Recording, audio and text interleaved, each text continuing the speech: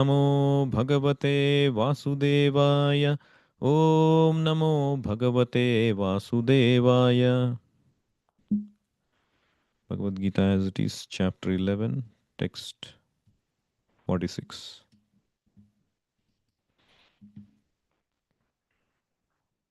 Kiritinam gadinam chakrahastam ichhami tvam drashtumaham tadhaiva tenaiva rupena chaturbhujena sahasrabaho bhava vishwamurte.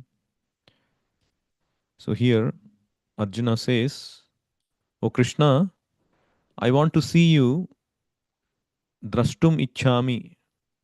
I want to see you, tvam, in this form. Tenaiva rupena chaturbhujena, your form of Chaturbhuja, Lord Narayana.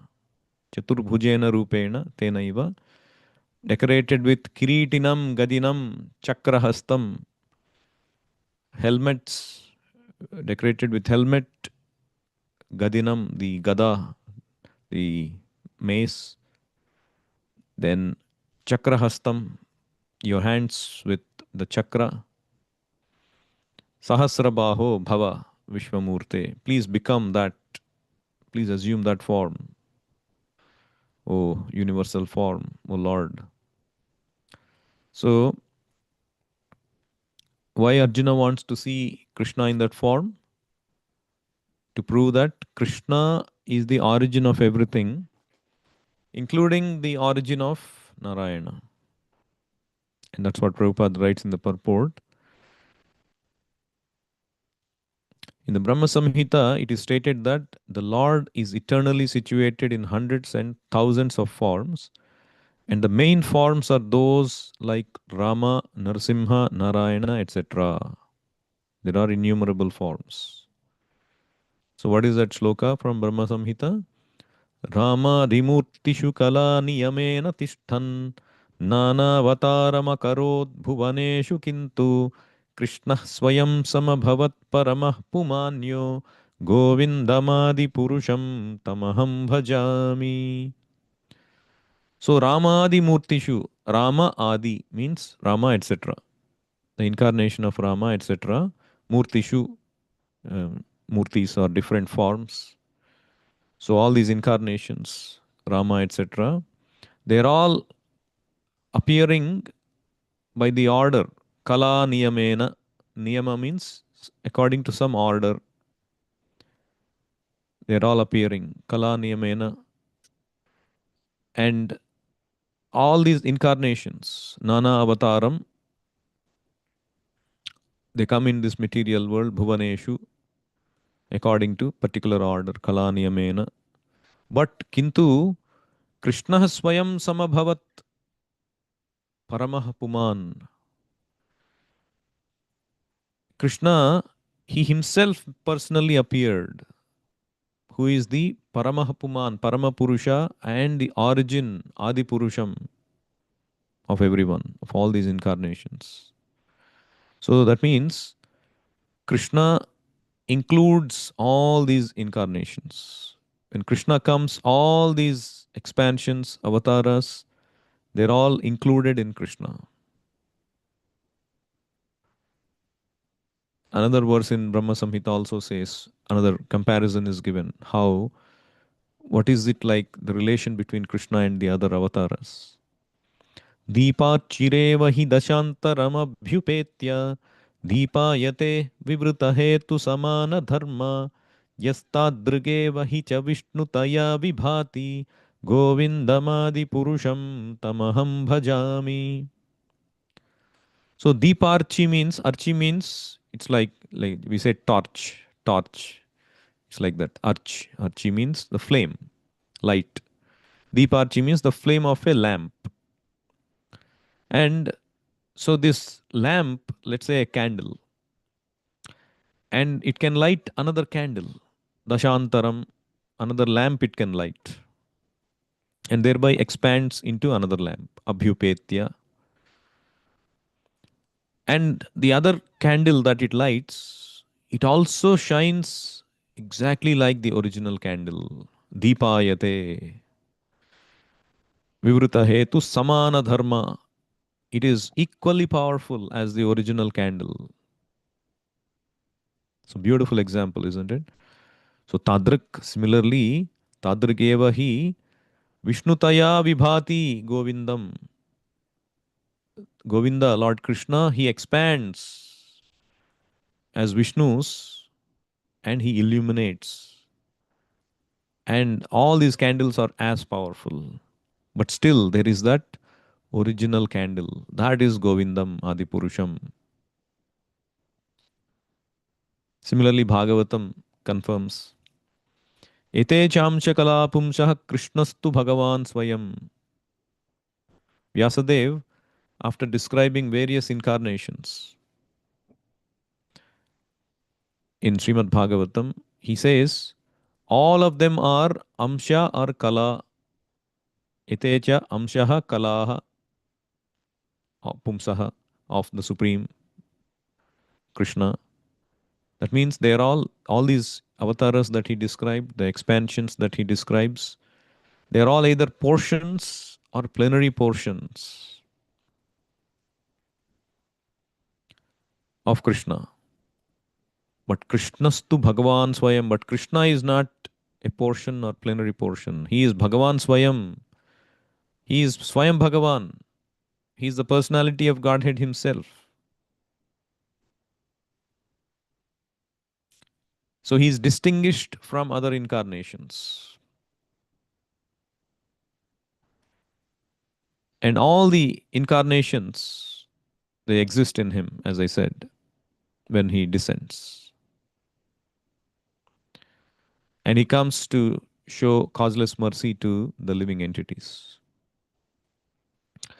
When he descends as different avatars at other times, he displays, even though the candle is as powerful, but it only displays a particular feature of his power. Like Lord Rama, he he was Ekapatni Vrata. But Krishna allowed many living entities to satisfy that relation with him as a husband. Even though Rama is none other than Krishna, but he displayed a particular opulence of being a great king, ideal human being, all this kind of ideal son, ideal husband. Like Narasimhadev, he displayed this unusual opulence of extreme anger, like Parashurama as well. So all these expansions, they come for a particular purpose, even though they are none other than Krishna. They enact a particular activity. So similarly, there are avatars, plenary expansions, incarnations like Varaha, and even the Jiva Tattva expansions are there, who are empowered, Shaktya avatars. Narada Muni is an empowered incarnation. He's like his touch is like anybody who he touches and preaches, they become a great devotee. The power of preaching is invested in him. Even Buddha is considered Shaktya avatar of the Lord. There are many such incarnations. Both personally Lord himself appears, or he empowers living entities to act on behalf of the Lord. So either of all these different incarnations, directly or indirectly, manifests different features of the Lord. But Lord Krishna himself, he exhibited the complete features of Godhead. The most perfect exhibition of Godhead is in Krishna. And Prabhupada writes in one of the purports, the most extraordinary feature exhibited by Lord Sri Krishna was his internal energetic manifestation of his pastimes with the cowherd girls. His pastimes with the gopis are all displays of transcendental existence, bliss, and knowledge. Although these are manifested apparently as sex love, They should never be misunderstood. The Bhagavatam relates these transcendental pastimes in the 10th canto.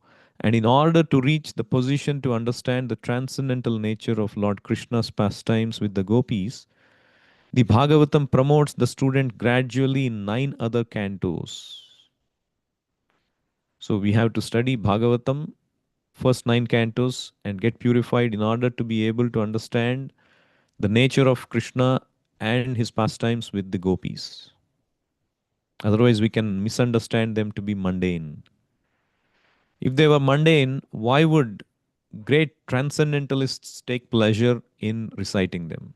The great acharyas, great renounced people, liberated personalities who have got nothing to do in this world, who are detached and detestful of any material attraction, they are attracted by these transcendental pastimes. How is it possible if this was mundane? So they are not mundane. So they are transcendental, of the highest nature. So not only that, if you see in Bhagavad Gita, Krishna, even though he is Purana Purusha, he is the oldest and he is the origin of everything, origin of all incarnations, but he is Navayavanamcha. He is ever fresh like a young man. So God must be like this, isn't it? If God is subject to old age, why we become old? Because we are subject to the force of time. Time is wearing us down. Time and tide wait for none. Kalena sarvatra gabhira ramhasa. Very subtly, without our knowledge, time is taking our life away. But Krishna is not influenced by time. Krishna is not influenced by material nature. A conditioned living entity is influenced. So if somebody proclaims they are God and still they are becoming old, they are going to doctor, then we should clearly understand they are not God. They are a fake incarnation. Like Rishabhadeva, he was incarnation of Krishna. And it is said that even his stool that he was passing, it was so fragrant. It was filling the fragrance for so much distance around him. Because he's not an ordinary human being. He's not subject to the law of nature. Even not just Krishna, anyone who becomes Krishna conscious, he becomes bright and illuminated. Like Prabhupada used to tell, he was traveling in one plane and there was one Christian priest who was sitting next to him. And he was telling Prabhupada, oh, how is it that all these young boys and girls, we try so much to bring them to the church, but they never come? And how is it that they are coming to you and they are becoming so addicted to God? And then Prabhupada told him, because it is there naturally in everyone. The love of God is naturally there in everyone. But it needs a certain bona fide process to bring it out. Just like the fire is there in the wood, isn't it? But in a very subdued form. But by kindling that fire in the wood by another fire, then that fiery nature comes out.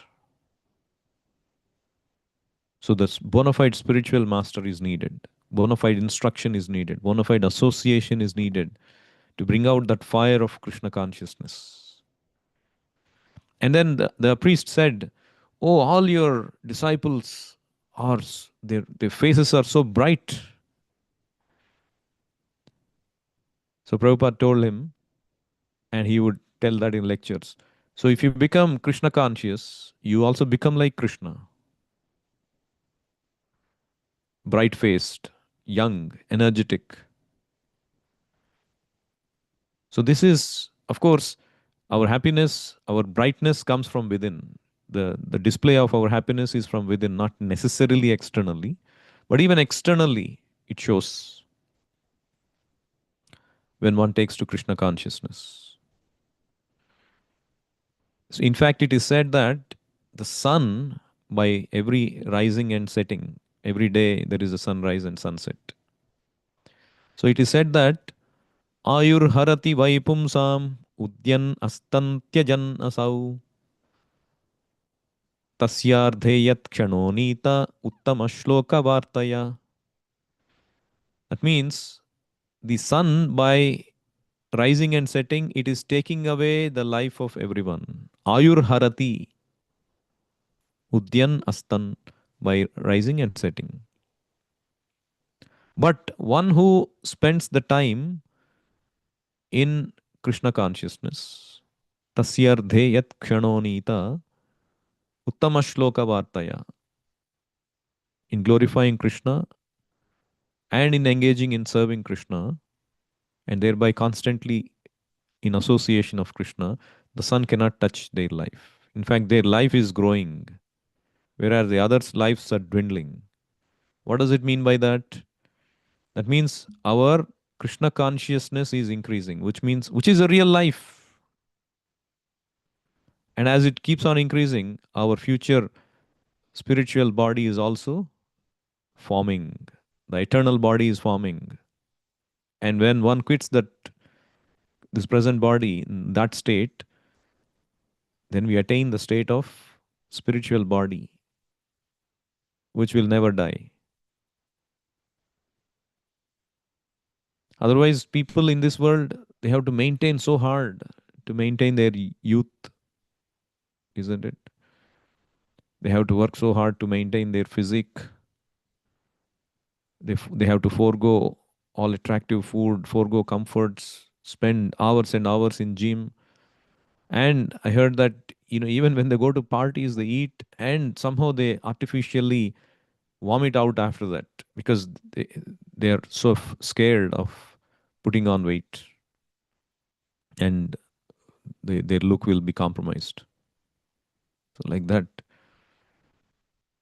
So this is the nature of this, the difference between the material conditioned living entity and Krishna, or anyone who associates with Krishna.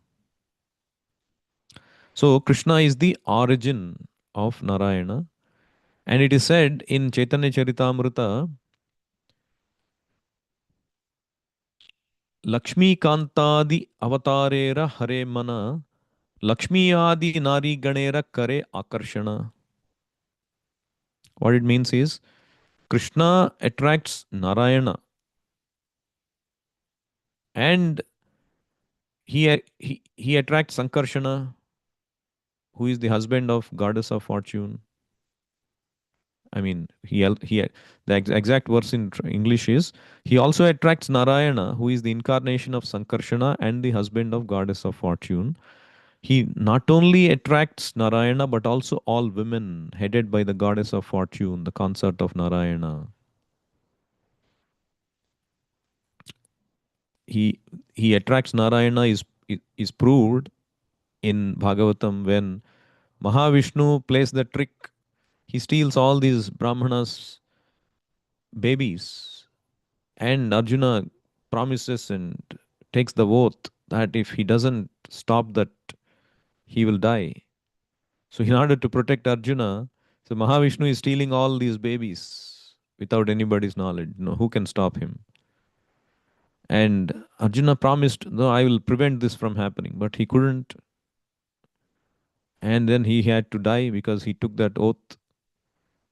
And Krishna said, no, no, no, don't do that. I'll take you. And they went to different places of the universe looking for the babies, and eventually went to Mahavishnu's abode. And then Mahavishnu, he told them, I wanted to see both of you, and therefore I have brought the sons of Brahmana here. And then he says, both of you have appeared in this material world to re-establish religious principles. And you have both appeared here with all your potencies. After killing all the demons, please quickly return to the spiritual world. This is what he says.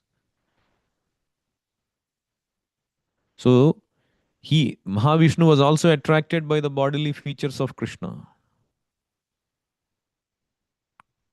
So Krishna is so attractive that he attracts Mahavishnu.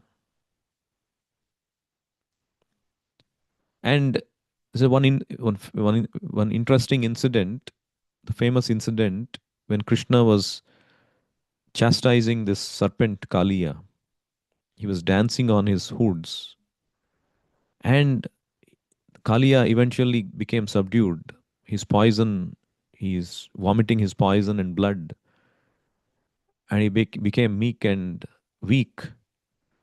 And then these wives of Kaliya came praying to the Lord to excuse and pardon their husband. And then they mentioned something very wonderful.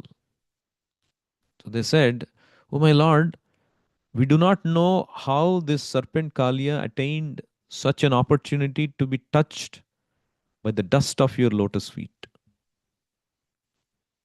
For this end, the goddess of fortune performed austerities for centuries. She gave up all other desires and she observed all austere vows. So, we don't know how this serpent Kaliya got such an opportunity. So, that is not at all ordinary."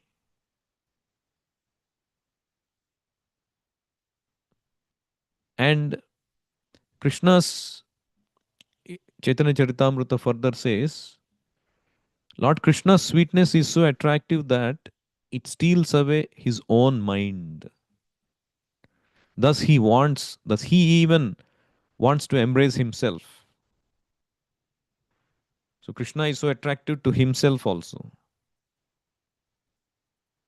Like the Chaitanya Charitamrita further describes, upon seeing his own reflection in a bejeweled pillar of his Dwaraka palace, Krishna desired to embrace it, saying, "Alas, I have never seen such a person before. Who is he? Just by seeing him, I have become eager to embrace him, exactly like Srimati Radharani." This is from Rupa Goswami's Lalita Madhava. So Krishna is the origin of everything, including Lord Vishnu, Lord Narayana. And Krishna is all attractive to everyone. And they are all seeking to gain that fortune of getting the touch of Krishna. He is attracted to himself. And then Krishnadas Kaviraj Goswami says in Chaitanya Charitamrita that sometimes people, they say Vishnu is the supreme, Narayana is the supreme. Sometimes they say Krishna is the supreme or origin. So he says very interestingly, अवतारीर देहे सब अवतारेर स्थिति केहो को न मते कहे ये मन यारमति. All other incarnations are situated in potential form in the original body of the primeval Lord. Thus, according to one's opinion, one may address him as any one of the incarnations. See? So it is not contradictory for a devotee to call the Supreme Lord, Krishna, by any one of the various names of his plenary expansions. Because the original personality of Godhead, Krishna, includes all such categories. Since the plenary expansions exist within that original person, one may call by any of their names. Isn't it? Krishna के कहे के ह नर नारायण के हो कहे कृष्ण हया साक्षात Vaman. Some say that Sri Krishna is directly Naranarayana. Others say that he is directly Vamana. Some say that Krishna is the incarnation of Kshirodakashayi Vishnu. None of these statements are impossible. Each is as correct as the others. Sometimes he is called Narayana, sometimes Vamana, sometimes Kshirodakashayi Vishnu, sometimes Seshanaga, sometimes Lord of Vaikuntha, sometimes Hari. Everything is possible in Krishna, for he is the primeval Lord. Because they all exist in Krishna. You can address him like that.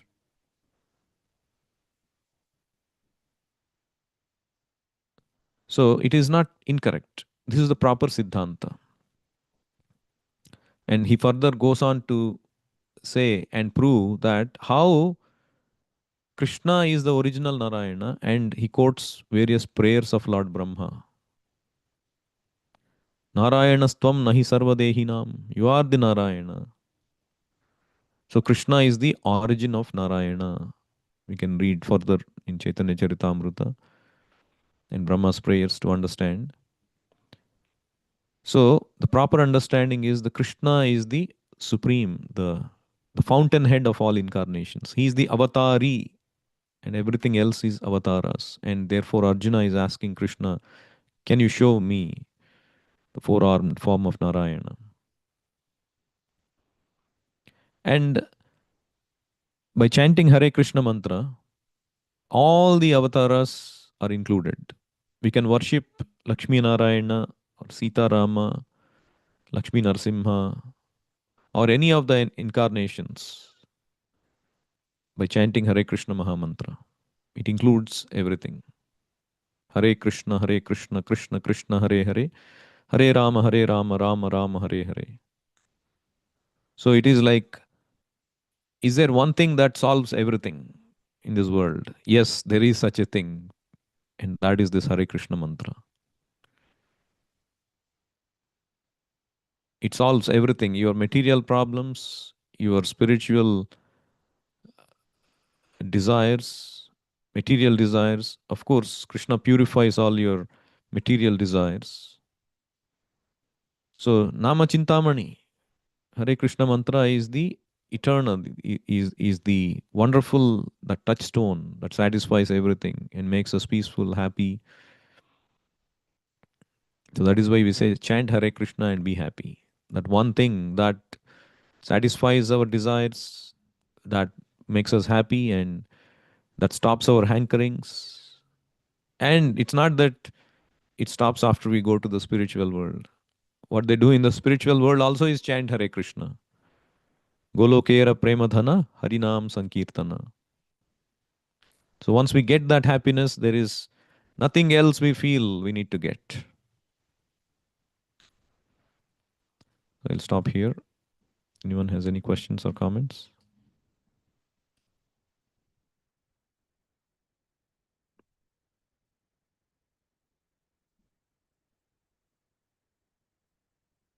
Bhagavad Gita as it is ki jai, Srila Prabhupada ki jai, Nitai Gaur Premanande, Hari Hari Bol, Hare Krishna.